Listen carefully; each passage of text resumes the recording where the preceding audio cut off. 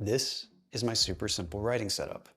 I use it to write every word of this script, and it might be the best mobile writing setup that I've ever used. Hi, I'm Ryder, creator of the Bullet Journal Method, a simple life OS for writing a better life.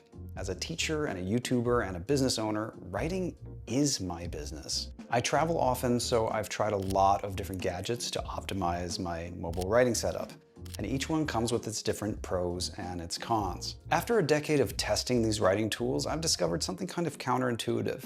The best mobile writing setup is often the one I'm already carrying. Let's dive in. Also, by the way, I just want to mention that I'm not sponsored by any of the companies whose products I will be talking about here.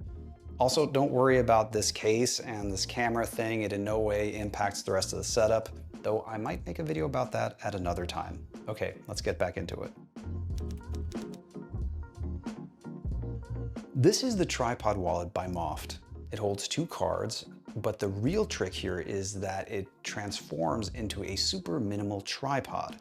I'm not sure why, but this little bit of elevation makes this setup feel more formal. It also improves my posture while I'm writing. The hinge is really strong, as is the magnet.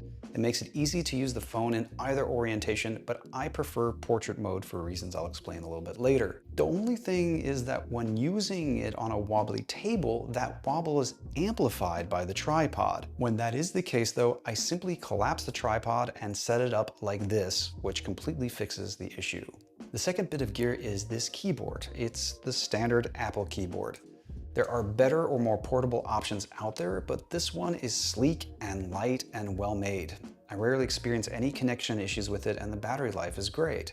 Best of all, I'm used to it. I've been using Mac keyboards for decades, so there is zero friction. This is actually a tremendous feature for me. This keyboard does exactly what I'm looking for in my tools. It removes complexity while massively improving usability. In this case, the usability of my phone as a writing tool. Okay, so I have the phone, I have the wallet, which attaches to that, and I have the keyboard. And once you have these 3 elements in place, now it's about the software that powers it under the hood. Let's look at that next. For me, the best writing software out there is an app called Ryder. This app has been around for a very long time, and for good reason. It's the most minimal and elegant writing app I know. Plus it works with text and markdown files, which you can reuse in any other app really easily. Ryder really shines on a phone, where the screen real estate is at a premium. When writing on that small screen, I don't want to see anything else except what I'm writing and my word count. Ryder makes that seamless with its built-in focus mode. Speaking of which, let's move on to the actual phone setup itself. The trickiest part of this mobile setup is trying to do focused work on the same device arguably responsible for destroying our very ability to focus. It is a distraction machine. There are 2 ways about going about this. One is to switch your phone into airplane mode, and the other is to play with focus modes. I know these are built into iOS, and there's something similar in Android. I actually spent a really long time coming up with a comprehensive focus mode strategy, basically a way to automate your phone to remove distractions.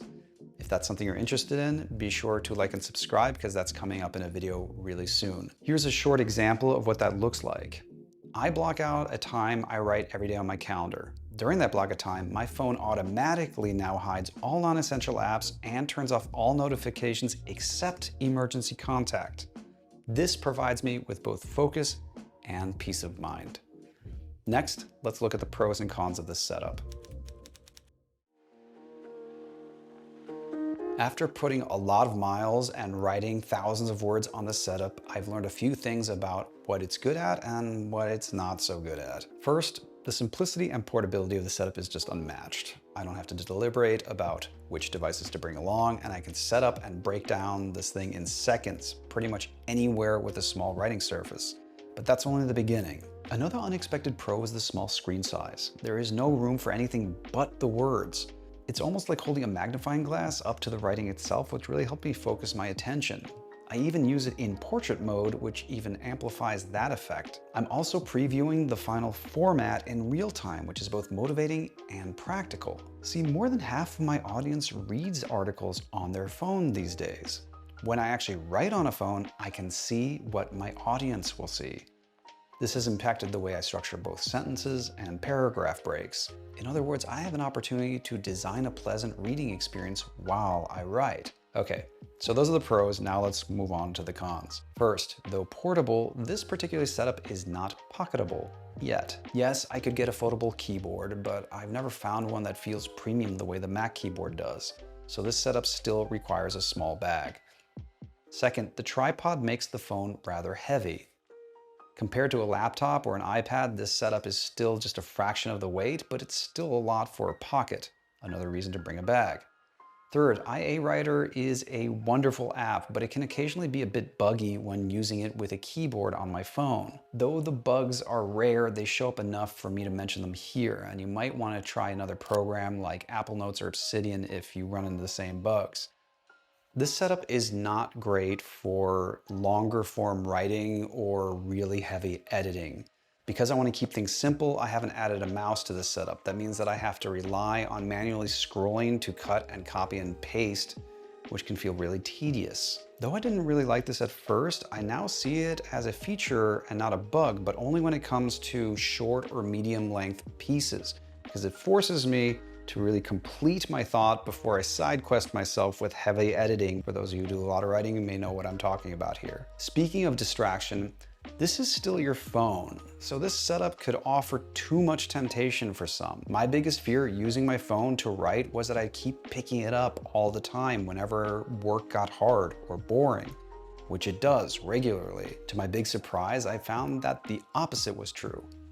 First of all, I had deleted all social media apps, and then I added all the focus modes.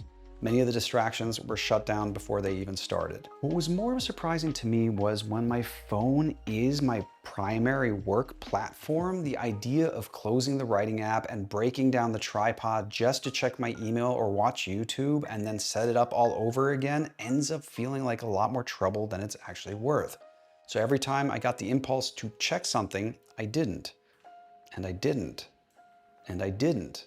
It kind of felt like I was doing some cognitive rep over and over again, flexing a resistance that I hadn't before. Using this setup made me realize how often I mindlessly pick up my phone while I'm working. When I'm using my phone as the core of the setup, it creates a surprisingly effective barrier to resist that urge. Now when my attention wanders, I often find myself writing things down in my bullet journal or simply getting up to stretch my legs and looking around. Which brings me to arguably the most powerful benefit of all. It changed the context of the device. See, I used to use my phone to get away from work or get away from creating, from producing things. I had somehow trained myself to pick up my phone to escape, to relax. Of course, much of the content that I was consuming, whether for work or for fun, ended up stressing me out even more. Now my phone is a creative device, a place for thoughtful output rather than consumption. This has changed my relationship to it. It no longer feels like an escape hatch from my day. If anything, I'm going to it to work. For example, now when I pick up my phone, I often find myself making line edits to my writing rather than checking my email or going on YouTube. The biggest effect that this has had on my life is that I'm slowly beginning to reclaim the spaces that my phone had started to quietly absorb. Now when I need to take a break, I don't pick up my phone. Instead, I just exist in the real world more. I know this sounds strange, but it really changes the way I interact with my day. Thanks to this setup, I feel much more tangibly connected to my environment and myself. I look around, I feel what I feel, I think what I think, without distracting myself with some stream. In other words, this setup helps me do one of the most important things any writer has to do in order to write. Taking the time to observe the world around them as well as the one within them. That's the place where all inspiration gets synthesized. It's where it all comes together. That's the place I'm trying to get back to by removing as much complexity and distraction as I possibly can to see what the world reveals, to see and find the things worth writing about.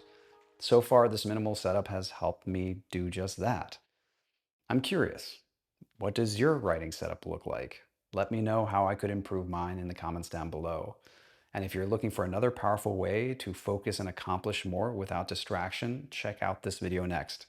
Thanks for taking the time, and I'll see you in the next one.